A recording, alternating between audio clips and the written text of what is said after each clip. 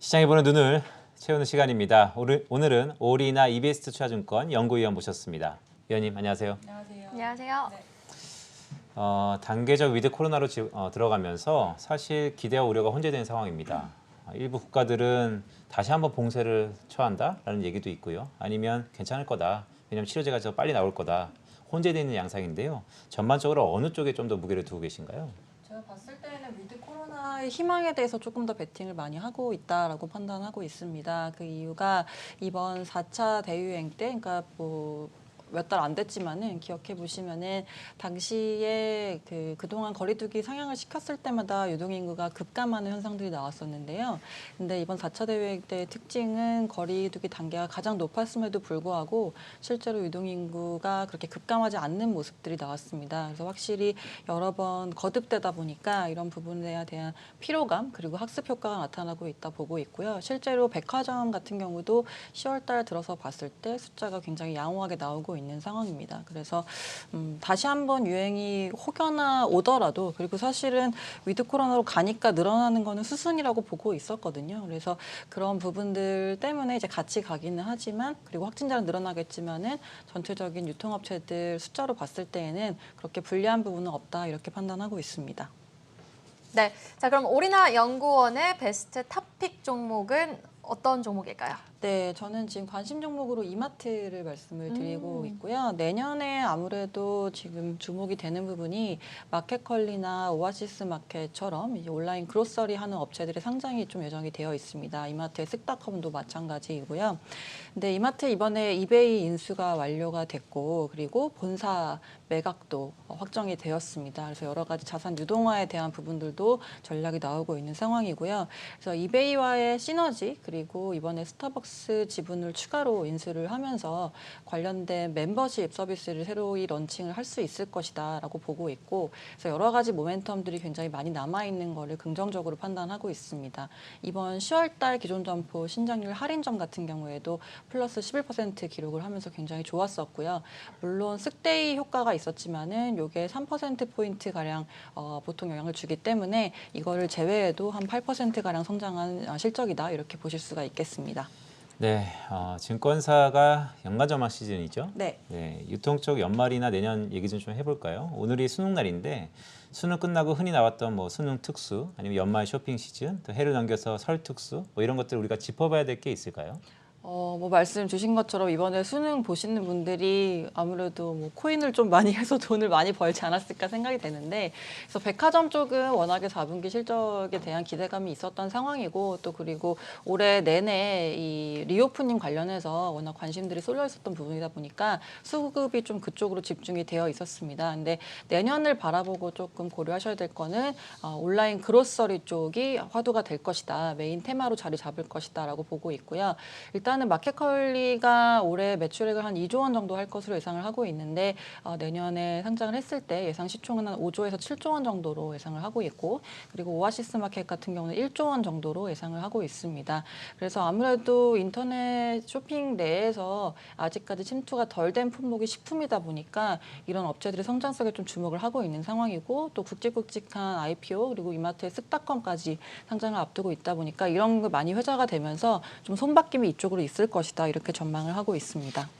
네, 코로나로 온라인 쇼핑 매출도 크게 늘었잖아요. 네. 그런데 이제 위드 코로나 시대가 다시 도래하면서 오프라인 쇼핑 매출도 다시금 늘어날 거란 말이에요. 네네. 그럼 온라인 쇼핑 쪽은 어떻게 될까요? 어떻게 보세요? 사실 이러한 질문들 많이 받았었는데 근데 실제로 이 온라인 쇼핑은 거슬 수 없는 대세라고 보고 있고요. 그래서 일시적으로 오프라인 소비가 증가할 수는 있겠지만 온라인 전환은 지속될 것이다 이렇게 전망을 하고 있습니다. 근데 다만 우리나라 시장이 워낙 경쟁이 치열하고 이번에 쿠팡도 지난주에 실적을 발표했지만 여전히 적자가 늘어나는 모습들이 나오고 있습니다. 그렇다 보니까 내년에도 여러 가지 업체들이 또 이커머스에 진출을 하면서 경쟁은 이어질 거라고 보고 있습니다만은 더더욱 그렇기 때문에 온라인 쇼핑 내에서 침투가 덜 되고 경쟁이 조금 진입 장벽이 있기 때문에 약간 덜 할 수 있는 그런 부분에 주목해야 된다고 보고 있고 쿠팡 실적을 보셨겠지만은 뭐 매출액 같은 경우는 거의 48% 가량 증가를 했고요. 5.5조 3.5조 원 기록을 했고 그렇지만 영업 적자는 한 3,720억 원대로 다시 한번 확대가 되었습니다. 그래서 내용은 뭐 인건비하고 운영비 증가 그리고 또 물류센터에 화재가 있었다 보니까 그런 영향들이 있었고요. 더불어서 쿠팡이 지금 단순 커머스 업체라고 보기보다는 쿠팡 뭐 이츠나 쿠팡 플레이 같은 신사업에 투자를 많이 하고 있다 보니까 이런 부담들이 좀 이어지고 있는 상황이고 그리고 이걸 넘어서서 지금 최근 대만하고 일본 쪽에 퀵커머스 사업을 시작을 했거든요. 그래서 이런 내용 때문에 비용 부담이 좀 지속이 되고 있는 상황입니다. 그렇다 보니까 오히려 대형마트처럼 좀 강점을 가지고 있는 온라인 식품 쪽, 그러니까 엣지가 있는 부분들 그리고 남들이 따라하기 어려운 품목들 위주로 이커머스 성장 동력을 잡고 있는 업체들한테 주목을 해야 된다 이렇게 판단하고 있습니다. 네, 화장품 얘기도 좀 해볼까요? 네네. 최근 광군제 때 우리 화장품 기업들이 조용했는데 강했다 뭐 이런 얘기도 있던데요. 네. 전반적으로 중국 시장에서 한국의 화장품 여전히 경쟁력이 있나요? 이번 실적은 굉장히 경쟁력 있다라는 거를 방증을 하는 그런 내용들이었고요. 뭐 아시겠지만은 반독점 규제 때문에 이번에 알리바바 같은 업체들이 실시간으로 매출액 공개도 안 하고 굉장히 조용하게 넘어갔던 것이 사실입니다. 근데 그럼에도 불구하고 아모레퍼시픽의 라네즈 브랜드 같은 경우는 전년 동기 대비해서 38%가량 매출액이 늘었고 그리고 설화수의 자음색 라인 같은 경우도 판매가 83%가량 증가를 했습니다. 그리고 LG생활건강의 전체 이제 뭐 후 포함해서 전체로 이번 광군제 때 팔았던 금액 자체가 3,700억 원대 기록하면서 전년 동기 대비해서 거의 40% 가까이 증가를 했고요. 그래서 여전히 뭐 K뷰티에 대한 선호도가 아예 없다고는 볼 수는 없는 것 같고 그리고 아무래도 광군제다 보니까 좀 마케팅 비용을 많이 쓰면서 매출을 만들어내는 모습이다 보니 이제 그런 부분들 작용을 했다 이렇게 보실 수가 있습니다. 네, K뷰티에 대한 위상은 여전히 견고하지만 마케팅 비용이 있었다라고 네. 말씀을 해주셨는데 자 그런데 사실 화장품 관련 종목들이 많이 부진했잖아요 네네. 올해. 그럼 내년 전망 어떻게 보십니까? 사실은 쉽지는 않을 것이라고 보고 있습니다. 그러니까 4분기는 광군제가 있고 또 전통적으로 워낙 쇼핑 성수기다 보니까 매출액이 잘 나올 수밖에 없는 구간이고 앞서 말씀드린 것처럼 마케팅 비용을 많이 지출을 하고 있는 모습이거든요. 근데 지금 중국 내에서 브랜드 경쟁이 굉장히 심화를 하고 있고 그리고 아모레퍼시픽 같은 경우는 설화수나 뭐 라네즈 같은 브랜드들이 잘 해주고 있습니다만은 이니스프리 브랜드가 지금 구조조정에 들어간 상황입니다. 그래서 오프라인 매장을 닫고 있는 모습이고요. 그래서 올해 대비 한 절반 가까이 줄어든 매장으로 내년에 운영을 할 거다 보니까 기본적으로 거기서 매출액에서 이제 빠지는 부분들이 나올 것이라고 보고 있고요.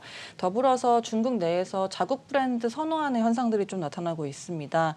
이게 Z세대들 위주로 좀 나타나고 있는 트렌드인데 이분들이 아무래도 중국 경제 성장을 눈앞에서 보면서 같이 자라온 세대들이다 보니까 굉장히 자국 문화에 대한 자부심이 있고요. 그리고 자국 브랜드를 쓴다라는 그런 뽐내기 그런 모습들이 확산이 되면서 이번에 빨리 올라온 그런 로컬 브랜드들이 굉장히 많고 특히 더마 코스메틱 같이 새로운 분야에서도 로컬 브랜드들이 새롭게 떠오르고 있다 보니까 K뷰티에 대한 뭐 선망은 아직까지도 남아 있는 것 같긴 하지만 이제 그거와 별개로 굉장히 많은 브랜드들이 진입을 하고 있다라는 게 조금 부담될 수 있다 이렇게 판단하고 있습니다. 네, 이베스트 연구원들이 참 솔직하고 담백한 것 같습니다. 네, 오늘 오리나 이베스트 증권 연구위원이었습니다. 위원님 고맙습니다. 네, 감사합니다.